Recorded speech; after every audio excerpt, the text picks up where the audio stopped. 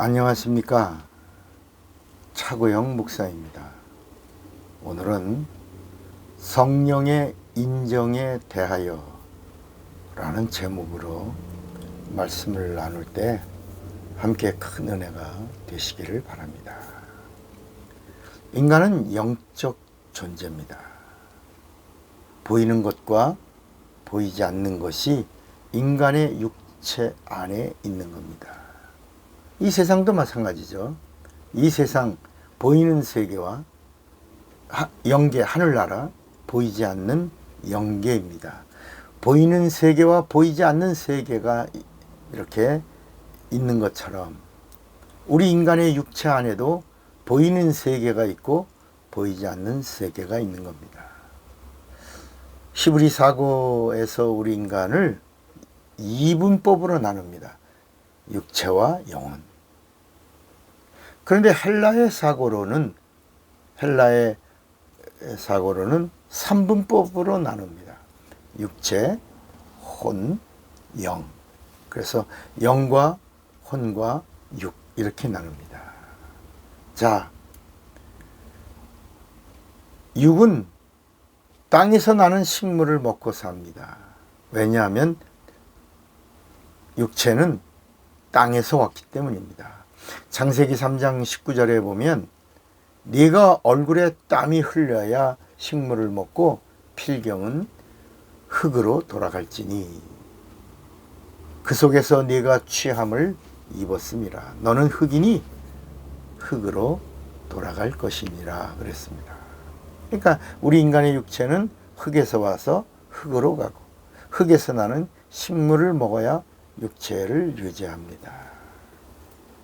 그러나 우리 인간의 혼은 인격입니다. 짐승의 혼과 인간의 혼은 다릅니다. 짐승의 혼은 이 각혼입니다. 본능적 혼입니다. 본능으로 사는 혼이지 짐승에게는 인격이 없습니다. 가끔 우리가 짐승을 이렇게 키우면서 아이고 사람보다는 물론 짐승만도 못한 그런 인간이 있어서 문제죠. 그러나 하나님이 우리 인간을 지으실 때 인간은 인격적 존재로 지으셨고 짐승은 혼적 그냥 본능의 혼을 가지고 살게 하신 겁니다. 그래서 짐승은 죽으면 그냥 끝나는 겁니다. 각혼이라 죽음과 동시에 소멸되는 거고 인간은 이 혼이 인격적 혼이기 때문에 죽음 다음에 이 혼이 영에 예속돼서 이제 영혼이 반드시 하나님을 만나게 되고 그리고 영혼이 이제 또 다른 내세가 준비되어 있는 것입니다. 그래서 인간의 삶은 한 번으로 끝나는 것이 아니라 그 다음 육체가 있는 동안에 준비한 내세가 있다는 것입니다. 그래서 혼은 문화를 먹고 삽니다. 물론 인간은 세상 풍속을 쫓습니다. 에베소서 2장 2절에 보면 그때에 너희가 그 가운데서 행하여 이 세상 풍속을 쫓고 공중의 권세 잡은 자를 따랐으니 곧 지금 불순종의 아들들 가운데서 역사하는 영이라 그랬습니다. 혼은 뭘 먹고 산다고요? 문화를 먹습니다. 문화의 극치가 뭐예요? 종교입니다. 인간의 문화의 종점은 종교입니다. 그래서 종교를 통해서 이 혼이 위로를 받습니다. 마음이 위로받는 거죠. 그러나 우리 인간의 영은 예수님이 마태복음 4장 4절에 우리 영은 어떻게 살아야 되는가를 말씀했습니다. 사람이 떡으로만 사는 것이 아니요 하나님의 입으로 나오는 모든 말씀으로 살아야 된다. 그러니까 하나님의 말씀과 상관하고 살아야 되는 존재가 영이라는 게 영.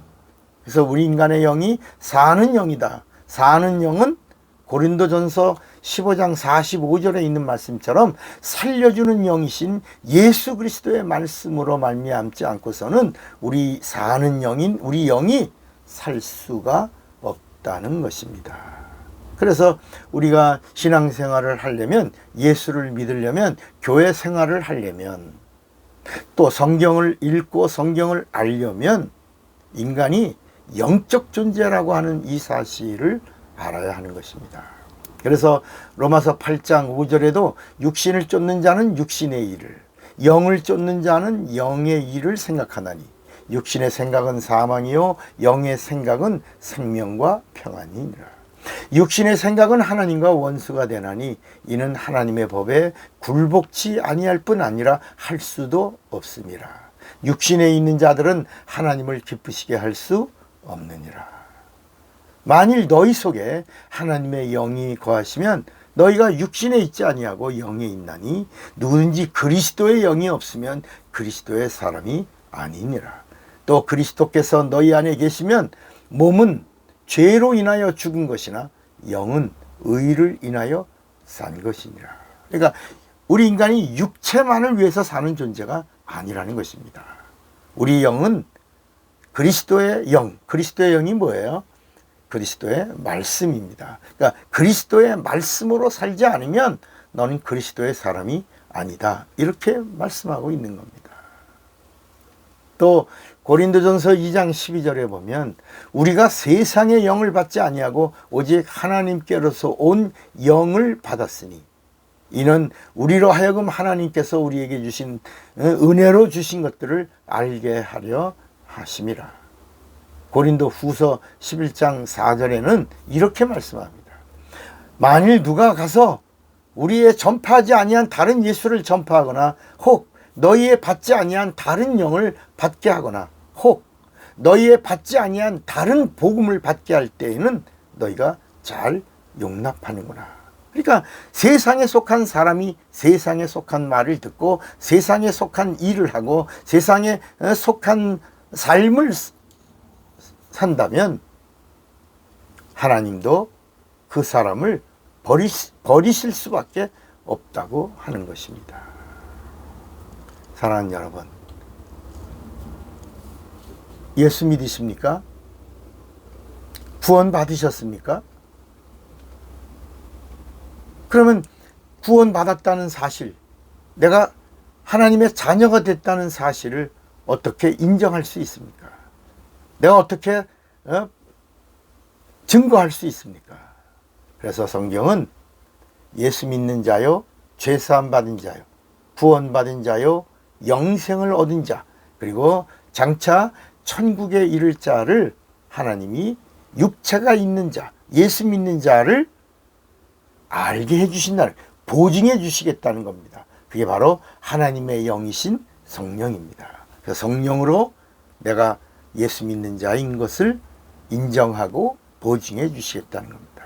내가 죄사함 받았다는 사실을 성령으로 인정해 주시겠다는 겁니다. 내가 성령 받는 순간에 내 영혼의 이름이 하늘나라 생명책에 기록해 주시겠다는 것입니다. 그러니까 막연하게 예수 믿지 마시고 예수님이 그렇게 간곡하게 부활하신 다음에 첫 말씀이 뭡니까? 성령 받아라. 감람산에서 승천하시면서 최후의 명령으로 주신 약속이 무엇입니까? 예루살렘을 떠나지 말고 성경에 계속해서 기록된 그 약속, 성령 임하는 것에 대하여 그 약속을 기다려라. 그리고 마침내 성령을 받아라. 그래서 거기 380명 이상, 아니 500명 가까운 사람들이 성령 받으려고 마가의 다락방에 모였는데 열흘 동안 기도하는 도중에 380명은 떨어져 나가고 120명은 남아서 마침내 약속의 성령을 받음으로 예수 믿는 자인 것이 인정받고 구원받은 자인 것이 성령으로 인정되고 그리고 하나님의 자녀됨이 성령으로 인정된 이 놀라운 사건이 마가의 다락방에서 이루어진 것입니다. 이 하나님의 역사는 어제나 오늘이나 동일하게 지금도 예수 믿는 자들이 찾고 구하고 그리고 사모하고 살려고 하고 받으려고 하면 성령은 오셔서 인정해 주신다는 겁니다. 성령은 오셔서 우리를 보증해 주시겠다는 겁니다. 성령의 인정을 받는 자가 되시기를 바랍니다. 바랍니다. 차고영 목사입니다.